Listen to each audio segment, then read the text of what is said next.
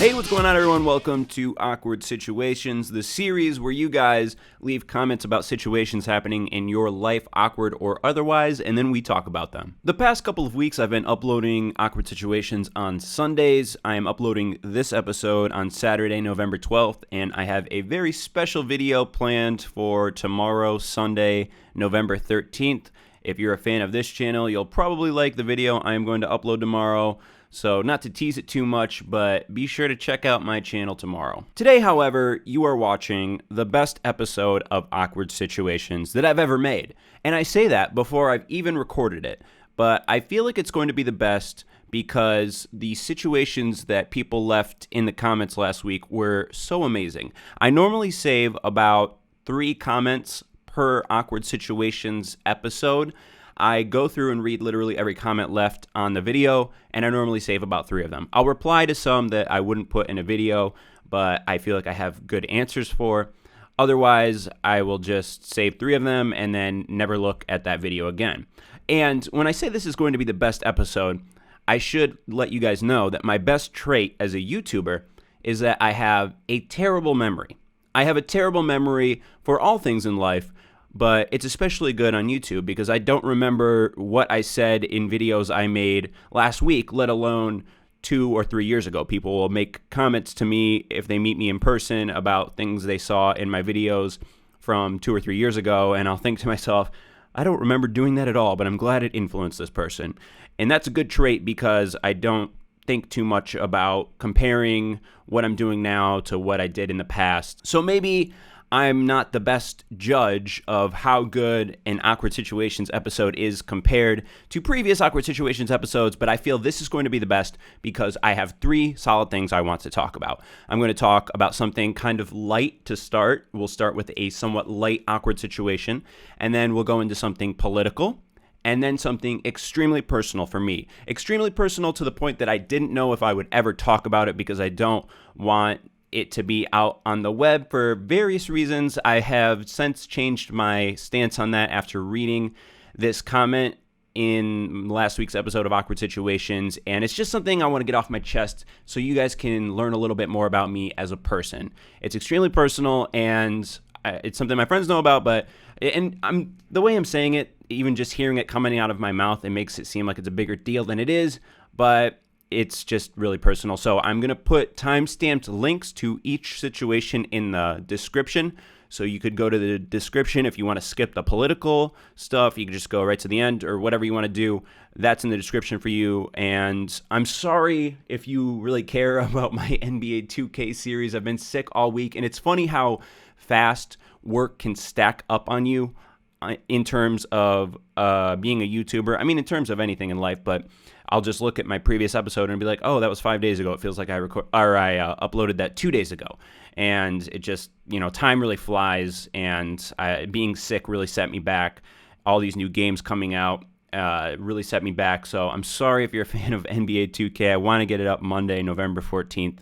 And right now, I'm going to get into this episode of Awkward Situations. This intro is already too long. This episode is going to be extremely long, I assume, over 20 minutes.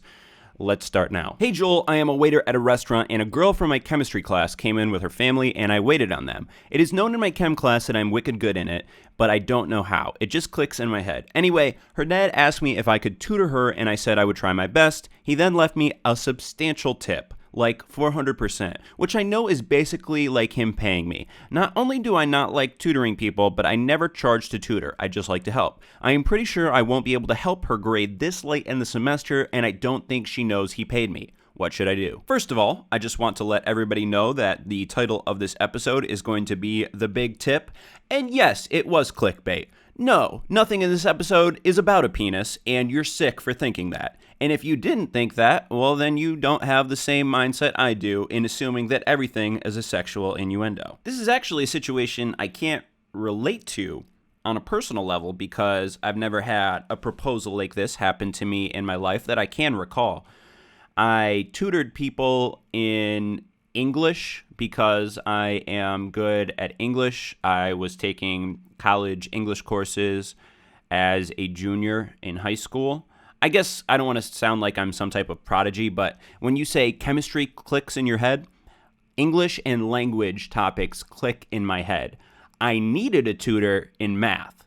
Math does not click in my head. Science, I guess I'm average. But math, I was behind. English, I was ahead. And I understand what you're saying when you said that you just like to help people. It is a very rewarding feeling to meet somebody who is struggling, and even if you can't get them to their destination, if you can kind of lead them in the right direction, maybe one or two things click for them that didn't click previously, it feels really good to know that you had a hand in helping them go down a better path and learn some things. To try to see things from the father's perspective, he's probably a guy who sees his child struggling with a topic, and maybe he overheard her saying that, actually, I could just picture the situation now. They sat down at the table. You come up and you greet them, and then you leave. Maybe the mom or dad says, hey, isn't that person in your class? Maybe she said, that's somebody in my class. He's really good in chemistry. And in the father's head, it clicks that this child does not have great grades in chemistry. Hey, this person has really good grades in chemistry. Could he tutor you? I don't know, Dad. I don't want to ask him. Oh, well, I'll ask him. And he's just trying to help his child. And he leaves a substantial tip. I will say that I like to leave good tips at restaurants because, like you said about liking to help people, I like to know that I made somebody's day better, even if I'm not going to see their reaction to me making their day better. I'm not trying to say this to brag. I'm trying to bring this all together to make sense. I like to leave good tips unless the service is terrible. So maybe he just really liked your service, and I don't think it's all just because he's trying to bribe you into tutoring a girl. If you truly don't want to tutor her, you don't have to. It's not like he's going to take the money back or chase you down and kill you. If that's the case, may God have mercy upon your soul, and I'm sorry that you're dead right now. If you're watching this and you're dead, that's cool that the afterlife exists. Please don't haunt me as a ghost. I said I was going to tie this together, but it's starting to make less sense to me. I really struggle with this situation. That's why I said this episode was going to be good. This is a situation that is extremely difficult, but I would say that I would just think of it as if he did not pay you, because I feel like it's going to really skew how you approach the situation. If you feel like you could help her even a little bit, I would say do that if you have some free time and you feel like it's going to be rewarding. I know you said you don't like tutoring people, but if you feel like it's worth your time, do it. If you feel like it's not worth your time, don't do it. And if anyone wants an explanation, the girl or her father, just explain your reasoning.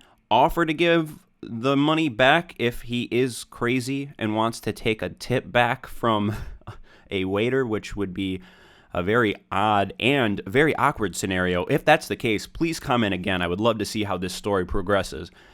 But I would say if you can help, do it. Just be honest about the situation. You said you don't think you can help that much and you don't really like to tutor.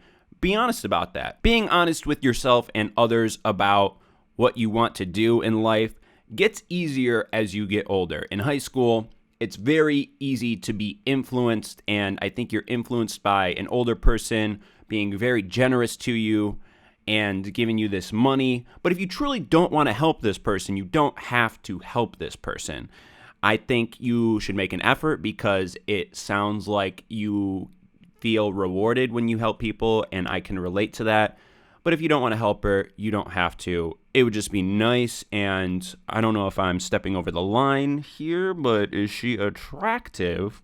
Because that is a special bond that could be formed by you tutoring this girl. Maybe you start with chemistry, and you end with some anatomy. If you know what I'm a creepy 26-year-old guy talking about this high school relationship. Anyway, I hope that it works out, and I would ask that you please comment again because I'm genuinely curious what happens in this situation. Let's move on to topic number 2, the political topic. This situation is really similar to something I talked about last week, but now that we are after the election, I want to talk about things moving forward. Hey Joel, my situation has to do with my family and politics. I know you already covered one similar in a recent episode, so if you don't feel like repeating yourself, it's cool. My entire immediate family are Democrats.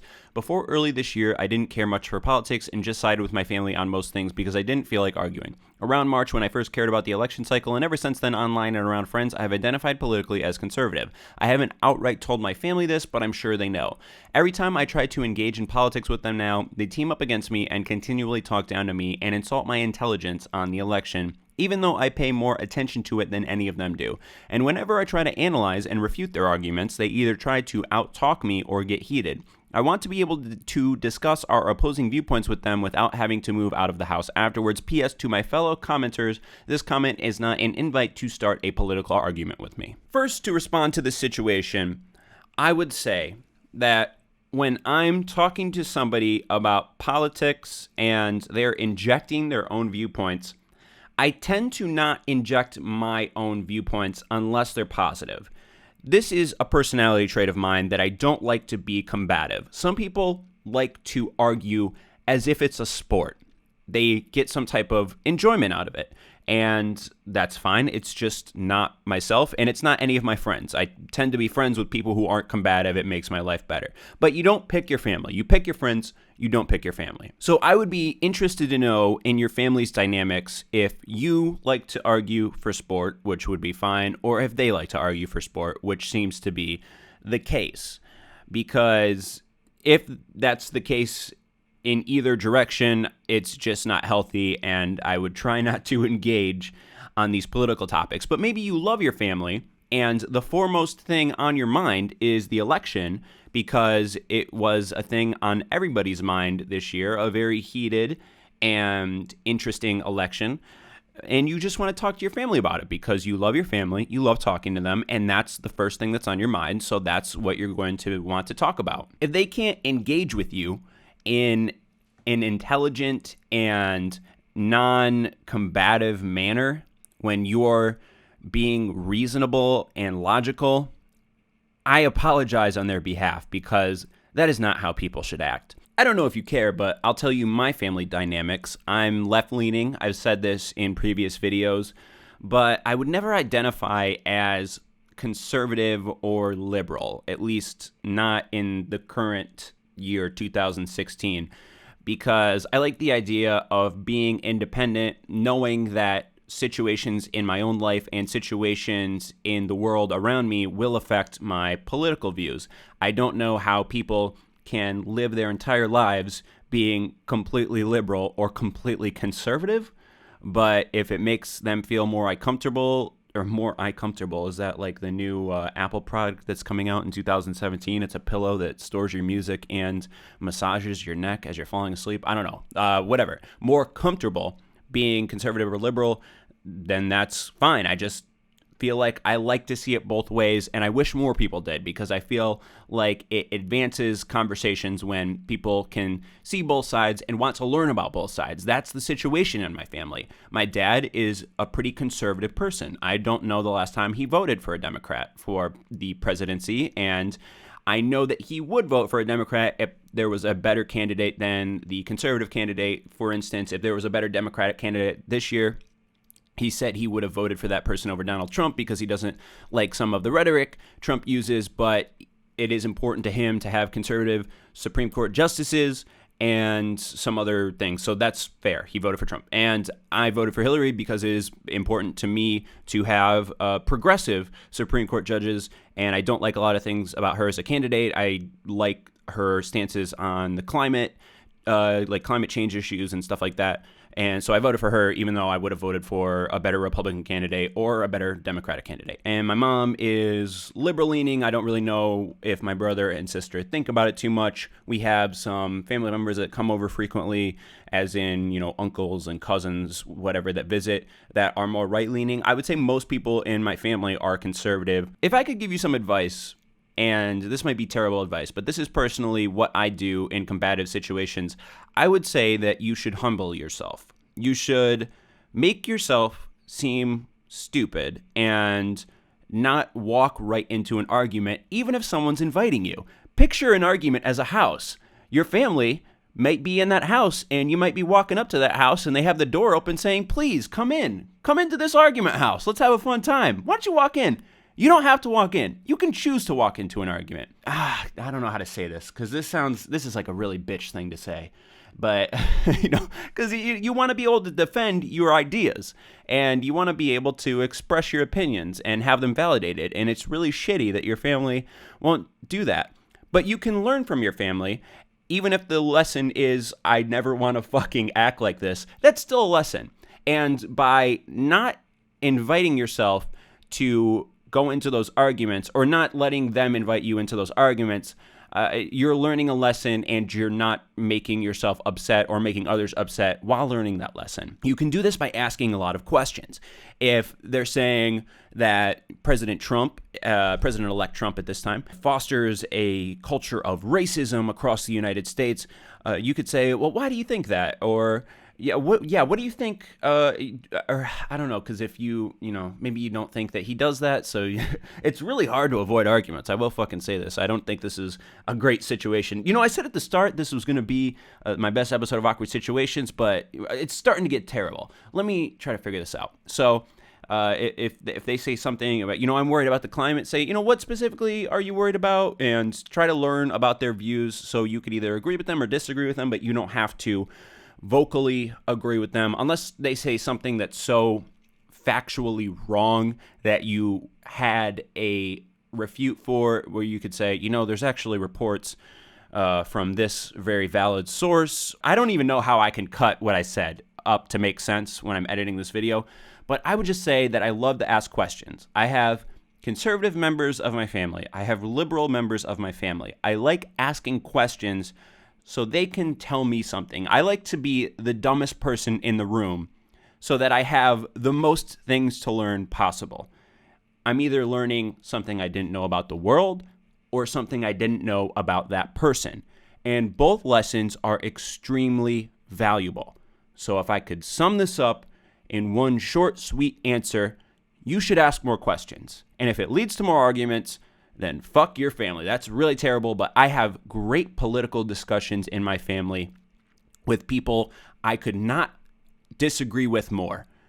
And I learn so much from those conversations. I value them so much, and I just wish that you could foster that type of communication in your family. If anything, it's a lesson for you to not do that when you have your own family, because you're not always going to be around your immediate family. You kind of grow more apart from them as you get older. They're always there with you, but you're not always physically with them.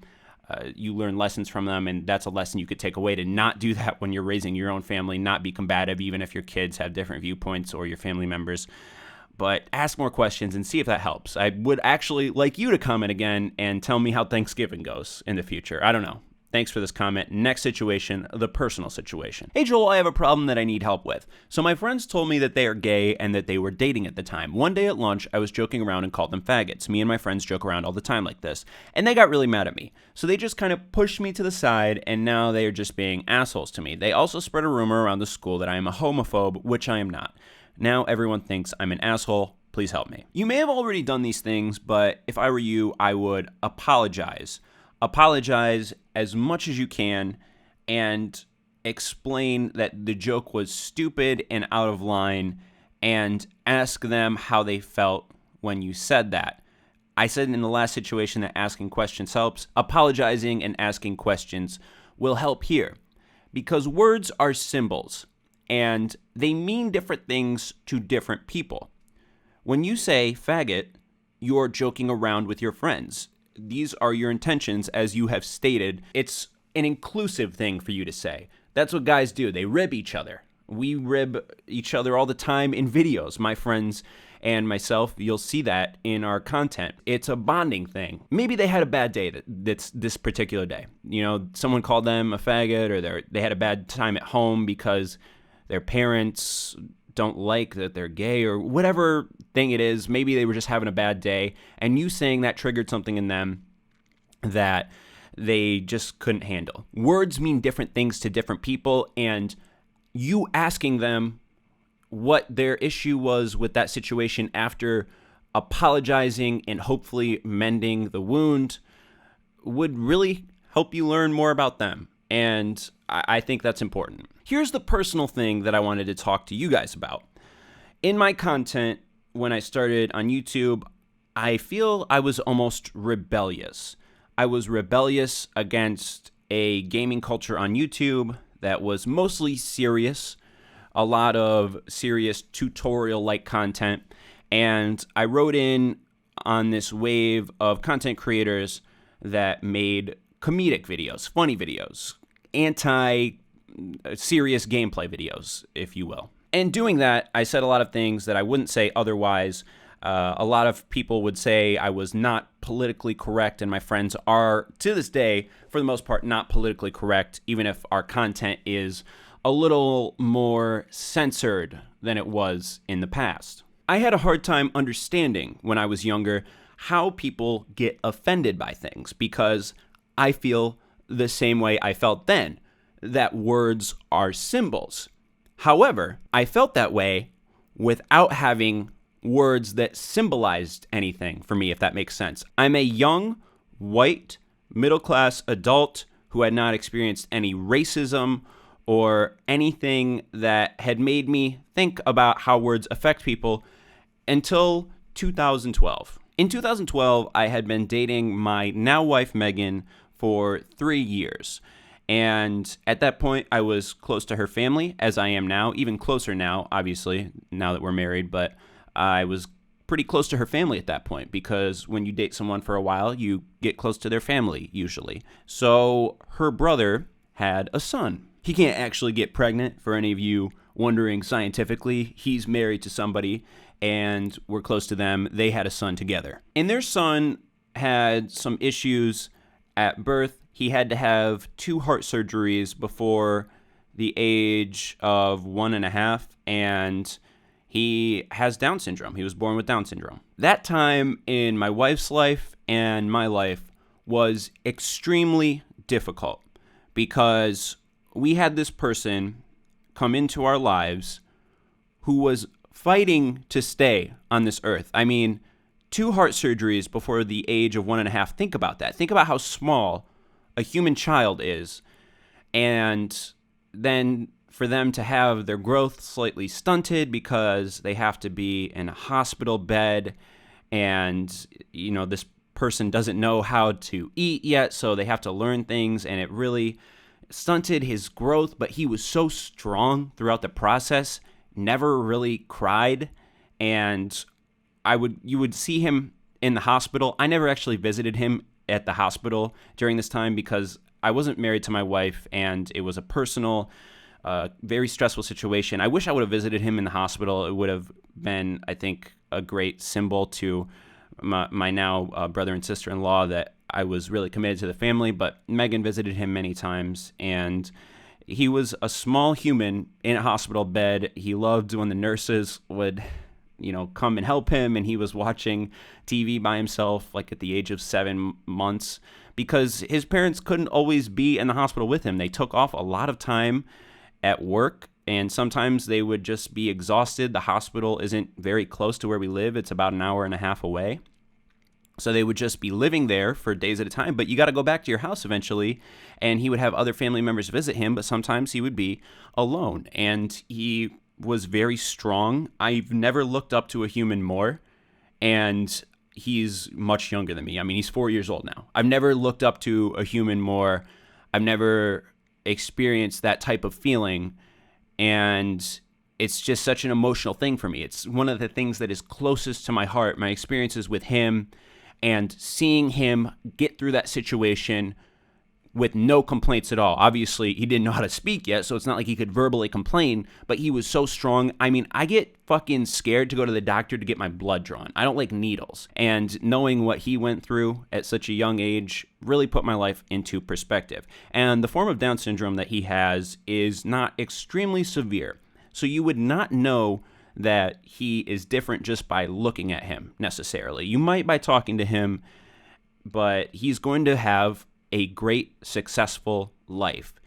And it pains me to know that he is slightly different. We are all different in a way, but it pains me to know that he might be aware of that difference. So When I hear people use rhetoric that is used so often on the internet, about, retard or Down syndromes and stuff like that, just using it to talk about such trivial things or negative things, those words have a certain type of hurt for me now, because I think about him hearing those words when I hear people say them. And I would just never personally use those words in a trivial way ever again, ever in one of my videos. You'll never see those words coming from me. You probably seen them in past videos. I've used the words very casually, but I would never do it again because of what they mean to me. And I just don't want this to sound like such, bullshit. Maybe you clicked off the video because it's like, oh, who fucking cares, Joel? Because you can't relate to the situation. I can't make the situation, and I'm not trying to advocate for this, some type of anti-bullying thing. Obviously, I don't want people to bully other people, but I cannot expect anyone watching this video to relate to that situation because it's a situation I went through. And you cannot expect yourself to relate to your friends' situations because you do not experience what they experience. There's a difference between hearing something, hearing about what someone goes through. One of my minority friends can tell me about a form of racism they experienced, and I can think to myself, that is disgusting. But if I were to actually experience that situation and be in their shoes, it would feel a whole lot different because I can't escape that situation. I can hear that situation, but at the end of the day, I come home, I'm still white, I'm still middle class. I will never experience that situation, and I will never experience what my nephew is going to experience in his life, but I can experience how positive and amazing he is, and I am hurt by the fact that he could be bullied. I mean, all kids could be bullied, but just those words have a different meaning for me now, and maybe faggot has a different meaning for your friends, so I would just ask them questions and try to learn about what they were going through at that time and apologize, like I said. And to anyone watching this video, I would just say, never assume what words mean to people. Words are symbols. Your intent behind those words might not be the same as what people hear when you say those words. And obviously, you take offense to things. You cannot give offense to things. But try to understand why people do take offense to things, because words are symbols and they mean things to different people. I hope this doesn't come off as some big anti-bullying PSA or whatever it might sound like, but I just want to get that off my chest because it's something that's extremely personal to me, and it explains and informs my worldview for maybe people that have wondered why I've changed the content slightly on my channel. It doesn't mean that I'm different. It's just a situation I experienced in my life. Like you all experience situations every day that inform your own worldview. And I hope we can take the time to understand why people feel the way they do and be a little more accepting of one another. It feels good to end on a positive note. I appreciate you if you watch this whole video. I'm sorry it was very lengthy, but I just can't explain to you how good it feels right now to get that off of my chest. Thanks for watching Awkward Situations. See you again next week.